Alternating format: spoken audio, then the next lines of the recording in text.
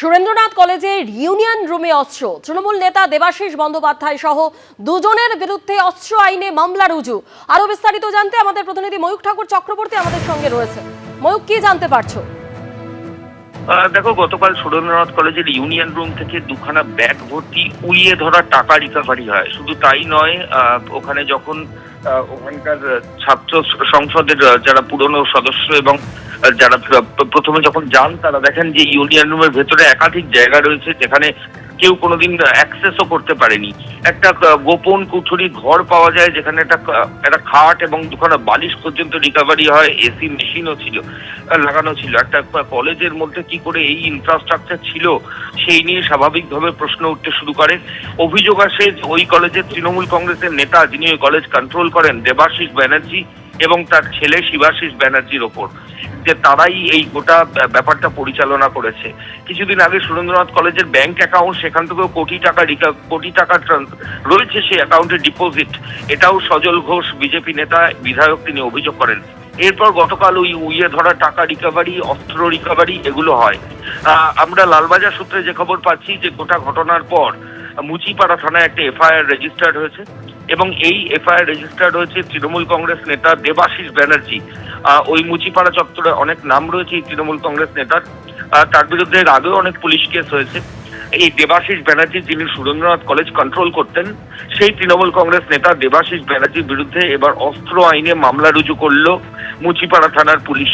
শুধু দেবাশিস ব্যানার্জি নয়, পরিতোষ দত্ত বলে আরেকজনের বিরুদ্ধেও আর্মস অ্যাক্টে কেস হয়েছে। দেবাশিস ব্যানার্জি এবং পরিতোষ দত্তের এগেনস্টে আর্মস অ্যাক্টে কেস হয়েছে। মুচিপাড়া থানার পুলিশ আধিকারিকরা তদন্ত শুরু করেছেন। তদন্তের স্বার্থে তারা খুব দ্রুত এই দুজনকে জিজ্ঞাসাবাদ করবেন, এমনটাই পুলিশ সূত্রে খবর। এবং এই গোটা নেক্সাসের সঙ্গে যারা যারা জড়িত তাদের সবার খোঁজে পুলিশ আধিকারিকরা ইতিমধ্যেই কিন্তু তাদের ইনভেস্টিগেশন সেটা শুরু করেছেন। কি করে অত টাকা ওখানে এলো, কি করে অস্ত্র একটা কলেজের মধ্যে এলো।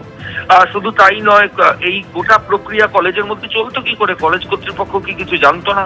তারা জানলে তারা কেন বিষয়টা আটকায়নি?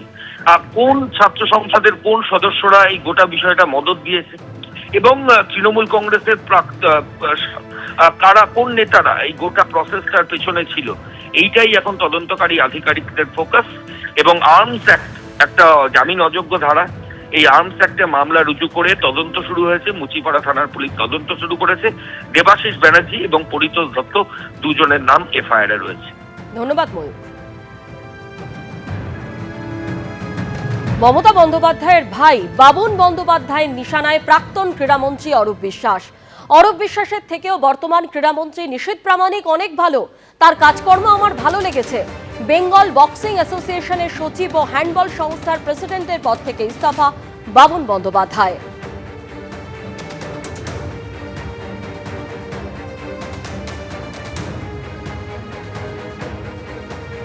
বেঙ্গল অলিম্পিকে 24 সালে আমার যে ইলেকশন হলো, দাঁড়িয়ে থেকে ক্রীড়ামন্ত্রী অরূপ বিশ্বাস আমাকে হারিয়ে দিলেন। এটা আমার কাছে সবচেয়ে জঘন্যতম দিন গেছে। ক্রীড়ামন্ত্রী কেন করলেন? ক্রীড়ামন্ত্রী তার ভাইকে নিয়ে আসার জন্যে, তার ভাইকে এখানে ঢুকিয়ে রেখে যাতে আমাকে এখান থেকে সাইড করতে পারে, তার কথাই ভেবেছিলেন। তারপরে সুজিত বোস, সেই 24 সালেই আমি হকির প্রেসিডেন্ট ছিলাম।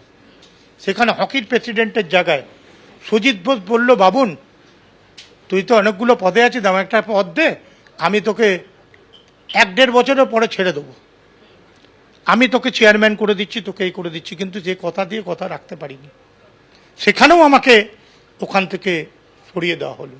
এই বরং খেলার জন্য একটা জিনিস করেছে, ক্ষুদিরামে কিছু ঘর ছিল, মানে অ্যাথলেটিক্সের ঘর, টেবিল টেনিসের ঘর, তাদের ঘরগুলো ভেঙে দিয়ে বলেছিল ঘর দেবে, কিছুই করেনি।